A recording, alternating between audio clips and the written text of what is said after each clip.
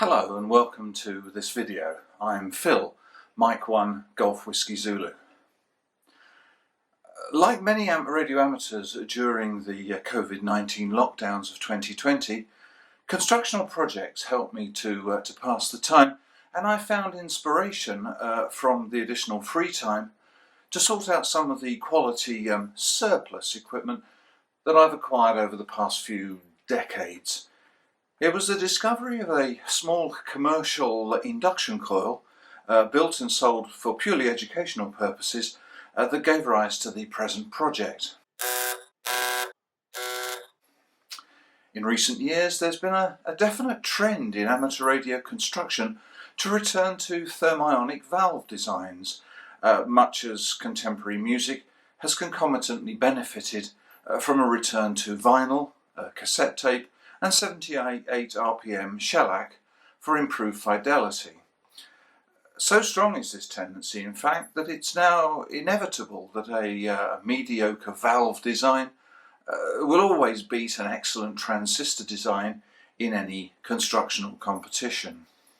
I decided to play the Gacy Estate builders at their own game by taking a further backward chronological step to construct a QRP spark transmitter from the components at my disposal. Consulting old magazines such as the Electrical Genius and the Daily Nuisance, I finally combined the induction coil and spark gap with a compact ATU and additional hardware, yielding the transmitter illustrated.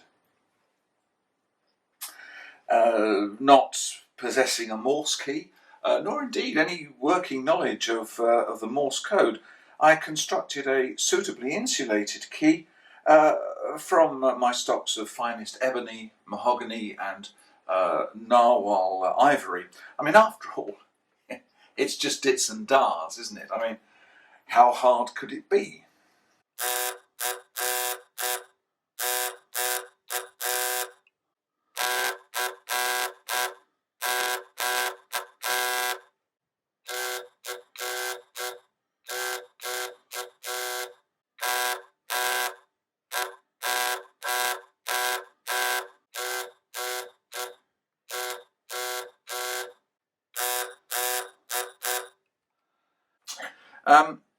The resulting CW transmitter has exceeded my expectations, especially when connected to my 200-foot Marconi T aerial.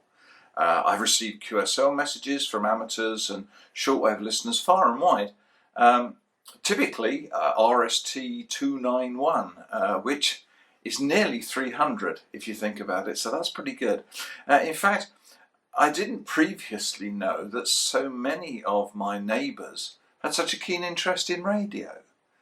No doubt the transmitter does benefit from its wideband capabilities. I mean, many is the time I've transmitted on 80 metres only to receive reception reports on 40, 20, 15 metres, etc., as well as medium wave, UHF and even satellite TV. So this has been most gratifying.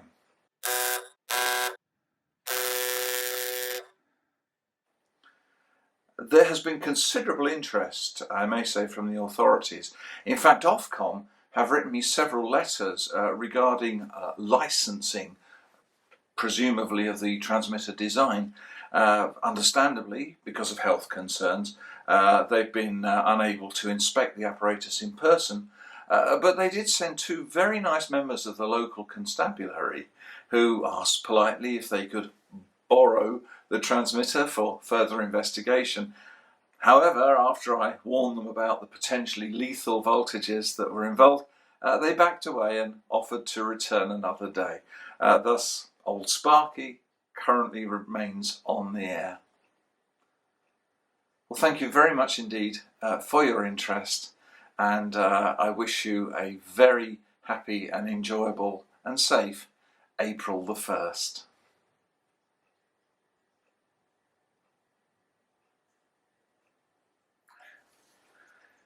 Maven,